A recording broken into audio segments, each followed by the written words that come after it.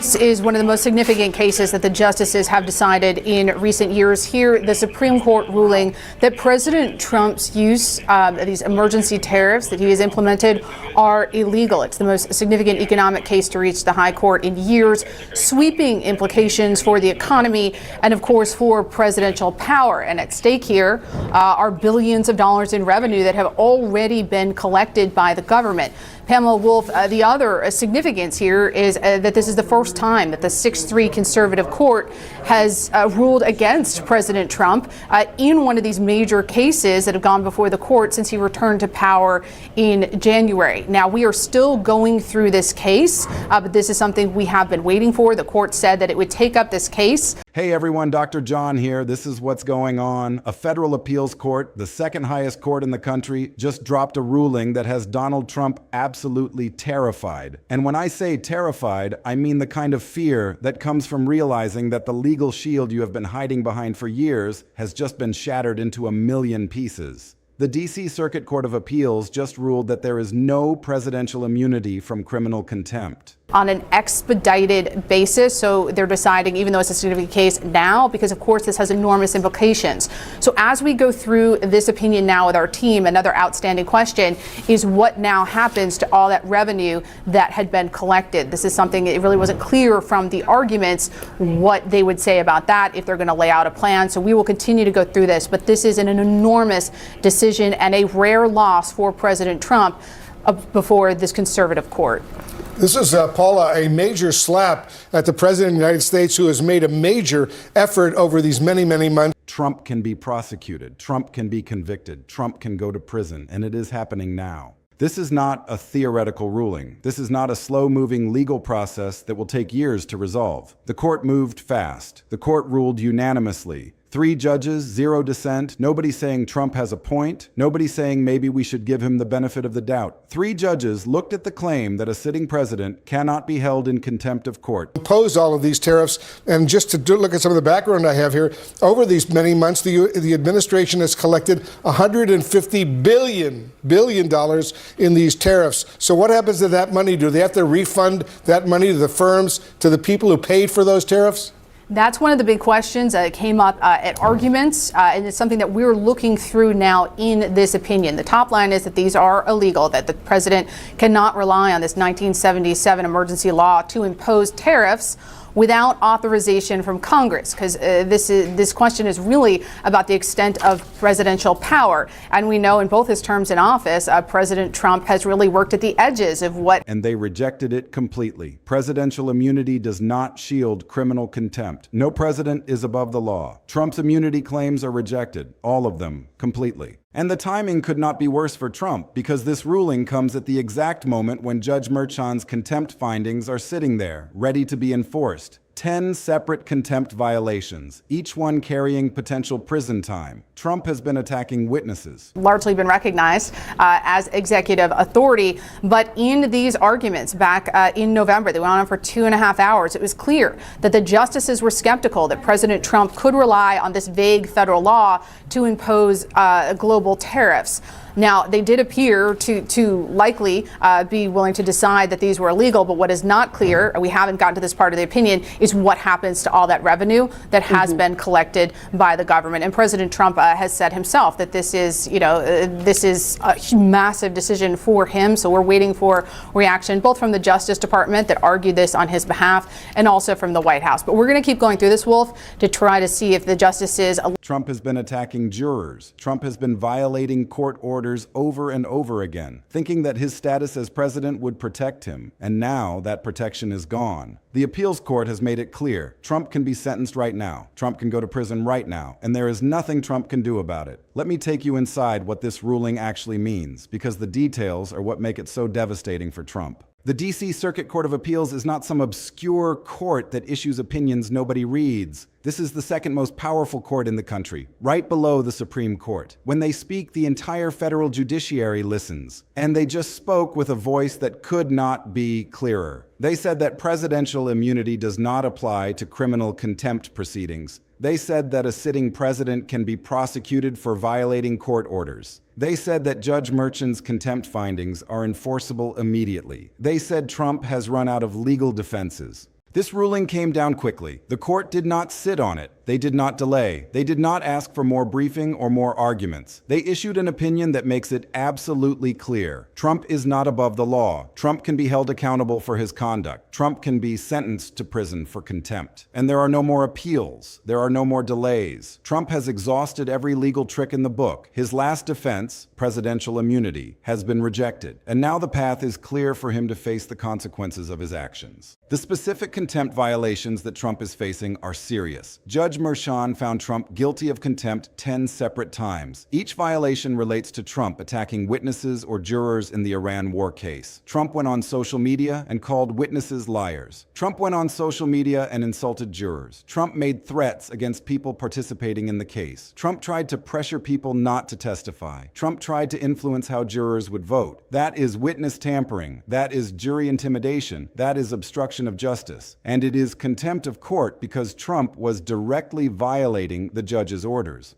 Judge Merchan had issued clear orders. Trump could not make public statements attacking witnesses. Trump could not try to intimidate people involved in the case. Trump could not try to pressure jurors or witnesses. But Trump ignored those orders. He kept attacking. He kept intimidating. He kept violating, and every time he did it, he was in contempt. The judge cited Trump. The judge fined Trump. The judge issued warnings. But Trump could not stop himself. He kept violating the orders. He kept attacking. He kept trying to suppress evidence. He kept trying to intimidate the people who were going to testify against him. And eventually, the judge had enough. 10 separate contempt findings, each one a violation of a direct court order, each one a deliberate act of defiance. And now, each one carries potential prison time. Let me give you the numbers so you understand exactly what Trump is facing. Each contempt violation carries up to 30 days in prison. Trump has 10 violations. That means Trump could face up to 300 days in prison. That is almost a full year. That is not a slap on the wrist. That is not a fine that Trump can pay with money from his donors. That is real prison time. That is a federal facility. That is a cell. That is Trump wearing an orange jumpsuit. And that is the maximum sentence. If Judge Merchan decides to impose the maximum on each violation, Trump is looking at 10 months behind bars. Now, it is possible that the judge will be more lenient. It is possible that Trump will get less time. But even a reduced sentence would mean Trump goes to prison. Even 30 days would be unprecedented. Even a week would be a sitting president behind bars. There is no way to spin that. There is no way to deny that. Trump is facing the real possibility of incarceration, and that is something that Trump has never faced before. Trump has been sued. Trump has settled lawsuits. Trump has paid fines. But Trump has never faced criminal charges. Trump has never faced the possibility of prison. And now he is facing it for the first time, and he is terrified because he does not know how to deal with it. The Justice Department has signaled that it is ready to move forward. They have been waiting for this ruling. They have been preparing. They understand that this is serious. They understand that Trump has violated the law, and with the appeals court ruling rejecting Trump's immunity claims, the path is clear. There is no more legal obstacle. The DOJ can prosecute, the courts can convict, Trump can go to prison, and that process is going to start moving fast. But the prison threat is not the only thing that has Trump panicking. There is also the removal threat, because if Trump is sentenced to prison, his presidency ends. A sitting president cannot serve from a prison cell. The Constitution does not allow for that. The government cannot function with a president in federal custody. So if Trump is sentenced to prison, something has to give. Congress would have to act. The cabinet would have to act. The vice president would have to consider whether Trump is still fit to serve. And the answer would be obvious. A president in prison cannot discharge the duties of the office. Trump would be removed, either through formal impeachment, through the 25th Amendment, or through the practical reality that he simply cannot govern from a cell. And that is the calculus that is running through Trump's mind right now. Prison means removal. Removal means he loses everything. He loses the protection of the presidency. He loses the pardon power. He loses executive privilege. He loses all the tools that have kept him safe from prosecution. And once he is out of office, the floodgates open. Every investigation that has been waiting for him to lose presidential protection can move forward. Every prosecutor who has been holding back because of the immunity question can file charges. Trump would go from being a sitting president facing contempt charges to being a former president facing a cascade of criminal prosecutions. That is why Trump is panicking. That is why he is desperate. That is why he is willing to do almost anything to avoid this outcome. Because Trump understands that if he goes to prison, his presidency presidency ends. His protection ends. His life as he knows it ends. And he cannot accept that. He is willing to fight, to delay, to do whatever it takes to avoid the reality that is closing in on him. But the courts have spoken. The immunity is gone. And Trump is running out of options. Let me walk you through the situation Trump finds himself in, because it is a trap with no good way out. Option 1. Trump complies with the court orders. He stops attacking witnesses. He stops intimidating jurors. He stops trying to suppress evidence. He follows the rules. If he does that, maybe Judge Merchan is more lenient in sentencing. Maybe Trump gets a lighter sentence. Maybe he serves only a few days or a few weeks instead of 10 months. But compliance comes with its own costs. If Trump stops trying to suppress evidence, then the evidence comes out. Witnesses testify. Documents are presented. Trump's conduct is exposed to the public in all its detail, and that exposure would be devastating for him politically and legally. The case against him would become overwhelming. So compliance means admitting defeat. It means letting the truth come out. It means losing control of the narrative. Option 2. Trump keeps violating the orders. He keeps attacking. He keeps intimidating. He keeps trying to suppress evidence. But if he does that, Judge Merchan sentences him to prison. Trump goes to jail. And once he is in jail, his presidency is effectively over. Congress removes him. The 25th Amendment is invoked. Or the practical reality of a president behind bars forces him out. Either way, his presidency ends. His protection ends. And then he faces the full weight of the criminal justice system as a private citizen. Those are the options. Neither one is good for Trump. Either he complies and exposes himself to the full force of the evidence against him, or he defies the court and goes to prison. And Trump has to choose. He has to decide which path he is going to take. And he is running out of time to decide. Now let me tell you about the political situation that makes this even more devastating for Trump.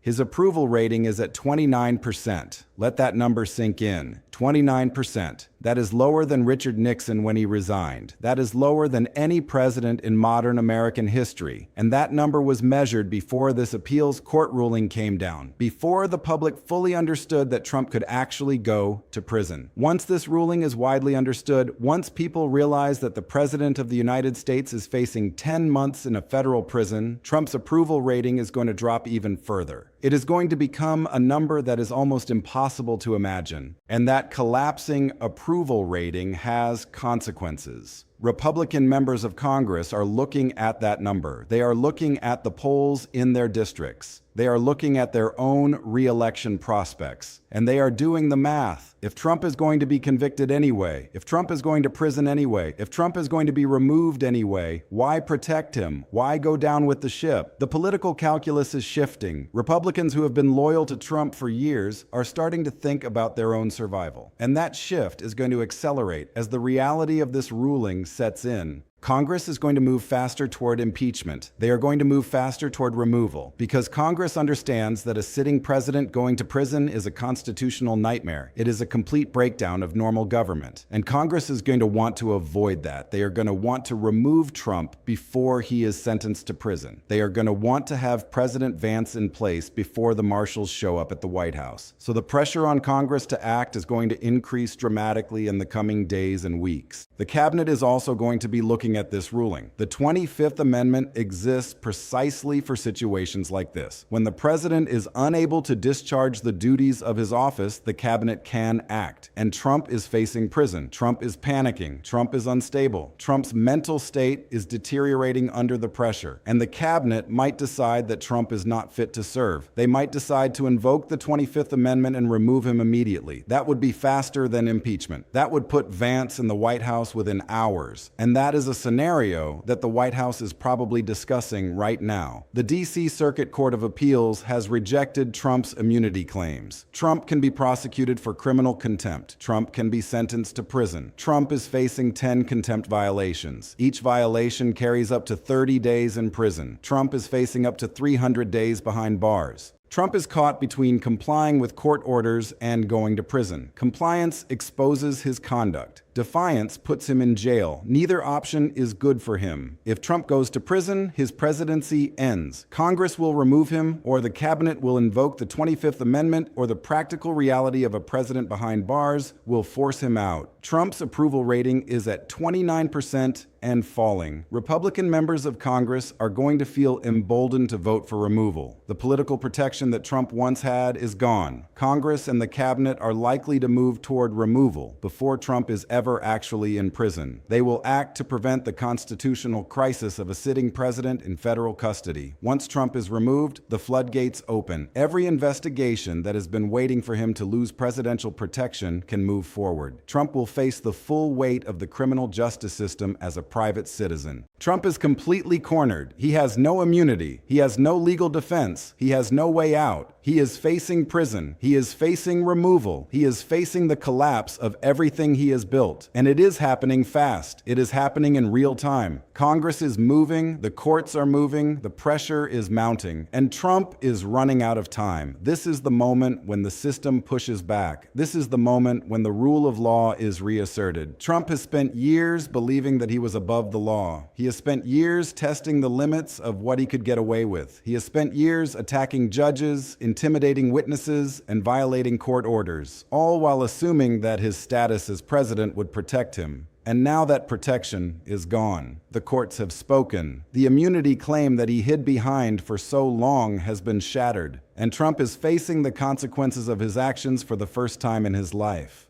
Trump is terrified because Trump knows his presidency is ending. Trump is panicking because Trump knows he is going to prison. Trump is desperate because Trump knows he has lost. And the system is pushing back. The rule of law is being reasserted, and Trump is going to lose. That much is certain. The only question is how and when. But Trump is going down. His presidency is ending, and removal is coming very soon.